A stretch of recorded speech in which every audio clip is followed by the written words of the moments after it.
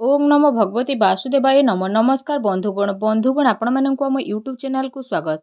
बंधुगण आज वीडियो आपण बहुत ही खास आ बहुत ही महत्वपूर्ण होगा जाऊँगी कारण पूरा 12 वर्ष पर जदि विशेष भाव में आम ये आपण मानक कहबू देवगुरु बृहस्पति आपणकर सुख भाग अर्थात आपणकर 4th हाउस को गोचर करेंगे। कारण गुरु बृहस्पति गोटे राशि रे गोटे ग्रह रही था तो विशेष भाव में कहवा गुरुंकर ए राशि परिवर्तन 1 मे 2024 को गोचर करेंगे तो 14 मे 2025 पर्यंत रे पूरा वर्ष सारा। तो गुरुंकर ए राशि परिवर्तन आपणक पई किपरि रहिबो बहुत ही प्राक्टिकाली कहवा कि गुरु कौटी रे कौटी दृष्टि पकेबे तार प्रभाव आपणक उपरे किपरि रहिबो कौन फल आपन को विशेष रूप से प्रदान करेंगे सबकि पूरा डिटेल्स कहवा। ए राशि आपणकर जन्म राशि चंद्र राशि फल उपर आधारित अटे तेणु से आधार वीडियो को निहाती भाव में देखंतु। चैनल नुआ आसते चैनल को सब्सक्राइब करने पाखे आसुवा बेल आइकन को भी क्लिक करूँ।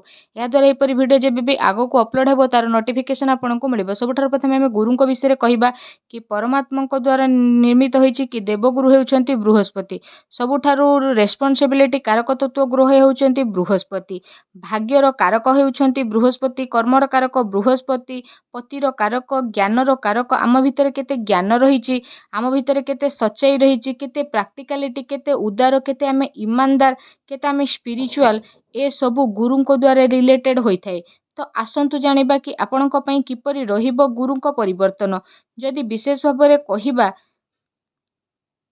गुरु जेहेतु 4th हाउस रे आपणकर विशेष भाव में रहिबे तो विशेष रूप से जदि एठी कहवा तो 4th हाउस होता है सबू सुख सुविधार जेते भी सुख सुविधा थाए सबू 4th हाउस होता है चाकरी सुख बाहन सुख माता सुख ए सब 4th हाउस रे होता है। एबे गुरु आसीबे धनेश रु आउ लग्नेश रे धनर स्वामी भी गुरु आउ लाभर स्वामी मध्य गुरु होइथांती। यह बहुत ही भल रहिबो कि दुईटी धन लाभर स्वामी होई 4th भाग रे आपणकर बसिबे तो आपणक सुखरे तो वृद्धि हेबो कारण धनेश आउ लाभेश आपणकर घर परिवार रे फाइनेंशियल ग्रोथ हेबो ना केवल आपणकर हेबो आपणकर परिवार रे जी भी अर्निंग करूछंती जी भी पैसा कमाउछंती केउठी ना केउठी देखा जिवो कि समस्तकर बेनिफिट्स ए गुरु को राशि परिवर्तन द्वारा निहाती भाव में हेबो। गुरु जदि केउठी आउ अलग जगह रहिचंती तो परिवर्तन आपन को देखिबा पई बेहाती भाव में मिलिबो स्थिति रे बहुत बड़ चेंजेस आपन को देखिबा को मिलिबो। सुख भागरे जेहेतु बेसिबे तो रिनोवेट आपन करि पारंती प्रॉपर्टी को नहीं कि आपण नुआ प्रॉपर्टी किणी मध्य पारंती वाहन मध्य किणी पारंती गोटे वर्ष भितरे ता सहित आपण किछि ना किछि तो किनिबे बड़ जिनिस एमिति छोट मोट जिनिस न किछि ना किछि बड़रू बड़ जिनिस आपण किनिबे ता सहित जदि कहबा बड़ धरणर डील मध्य आपण करि पारंती। एहा सहित जदि कहबा गुरु आपणक घरे जेहेतु रहिचंती शत्रु घरे टिके रहिचंती तो जदि कहबा काहाको बहुत अधिक रिक्वेस्ट करंतु नाही उधार नियंतु नाही पैसा रिलेटेड किसी भी डील करूछंती तो चतुर होइके रुहंतु अवेयरनेस होइके रुहंतु कारण छोट भूल आपणकर बड़ भूल न हो जाऊ। एहा सहित ए जिनिसर आपण विशेष रूप से ध्यान रखंतु गुरु 4th रे रहिचंती तो आपणकर मां टिके स्पिरिचुअल प्रैक्टिकल हो जिवे किंतु छोट मोट तांको हेल्थ रे आपण को ध्यान देबा को पड़िबो खाद्य पेय रे आपण को ध्यान देबा को पड़िबो बैक पेन हे गला डाइजेशन रो किछि प्रॉब्लम रहइबो गुरु को दृष्टि आपणकर 8th हाउस रे विशेष भाव में रहिबे तो 8th हाउस रे गुरुंकर रहिबा विशेष रूप से ताकु से एक्टिव करिथांती आ गुरुंको दृष्टि शुभ मना जाए 8th हाउस रे गुरुंको दृष्टि शुभ मना जाए तो छोट मोट तो प्रॉब्लम आपन को देखिबा को मिलिबो।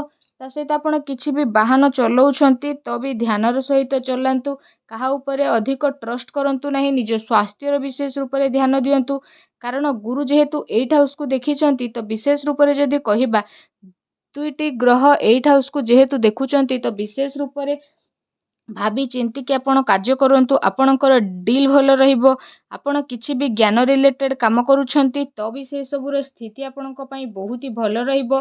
षडयंत्र रे कहार आपण आसंतु नाही पॉलिटिक्स चक्कर आपण पड़ंतु नाही कि षडयंत्र करूछि तो षडयंत्र ठारू आपण दूरी की रुहंतु पॉलिटिक्स हेउ ता सहित कॉलेज रे हो स्कूल रे हो वर्किंग प्लेस रे हो समाज रे हो कि आपण को नीचे देखैबा पई चेष्टा करूछि आपणक पई पॉलिटिक्स के करूछि आपण को डाउन करूछि तो एवार आपण रुहंतु आपणक निजे निज विरोध रे आवाज उठंतु डरंतु नाही नचेत आपण आहुरी अधिक डाउन को पळेबे तो आपण आवाज उठेबा पई चेष्टा करंतु। गुरु को दृष्टि आपणक 10th भाग रहइबो तो स्थिति बहुत भल रहइबो गुरुंकर 3 दृष्टि होते 5 6 7 ତ ଗୁରୁଙ୍କର ସପ୍ତମ ଦୃଷ୍ଟି 10th ହାଉସରେ ରହିବ 1 ମେ 2024ରେ। ତ 10th ହାଉସରେ ଦୃଷ୍ଟି ପକାଇବା କ୍ୟାରିୟର ହୋଇଥାଏ, କାର୍ଯ୍ୟକ୍ଷେତ୍ରରେ ବିଶେଷ ଭାବରେ ହୋଇଥାଏ।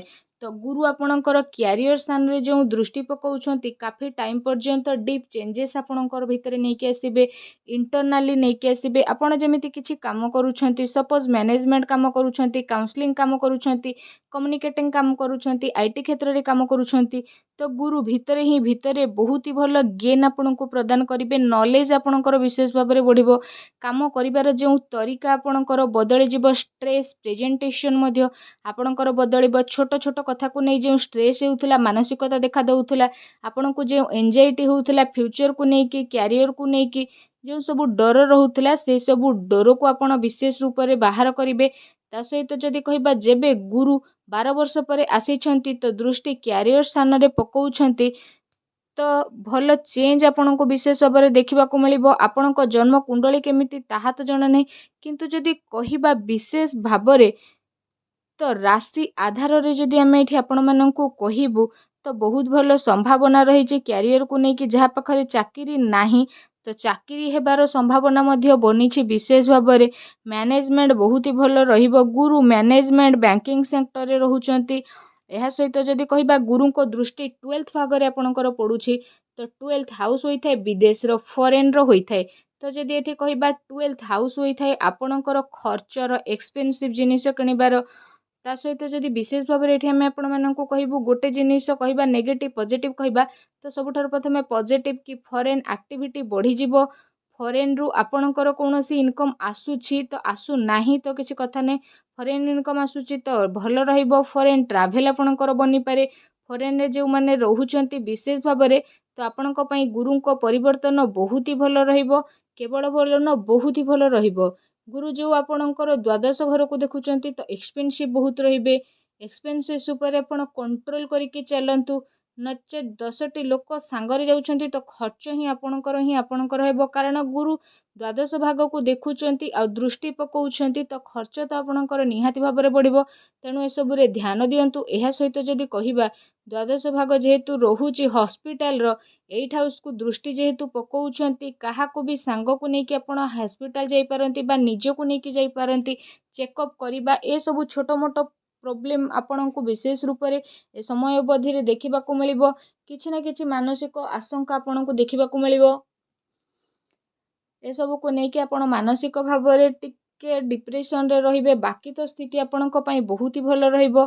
ତା ସହିତ ଯଦି ଏଠି ବିଶେଷ ଭାବରେ କହିବା ଗୁରୁଙ୍କର ଏ ପରିବର୍ତ୍ତନ ଆପଣଙ୍କ ପାଇଁ ବହୁତ ହି ଭଲ ରହିବ। ତ ଆମେ ଏଠି ଆପଣଙ୍କୁ କହିଲୁ କି ଗୁରୁଙ୍କର ରାଶି ପରିବର୍ତ୍ତନ କ'ଣ, ରେଜଲ୍ଟ କ'ଣ, ଫଳାଫଳ ଆପଣଙ୍କୁ ପ୍ରଦାନ କରିବ। କେମିତି ଲାଗିଲା ଏ ଭିଡ଼ିଓ? ଲାଇକ୍ କରନ୍ତୁ, ସେୟାର କରନ୍ତୁ। ଚ୍ୟାନେଲରେ ନୂଆ ଆସିଥିଲେ ଚ୍ୟାନେଲକୁ ସବସ୍କ୍ରାଇବ୍ କରିବା ସହ ପାଖରେ ଆସୁଥିବା ବେଲ୍ ଆଇକନକୁ ବି କ୍ଲିକ୍ କରନ୍ତୁ। ଧନ୍ୟବାଦ।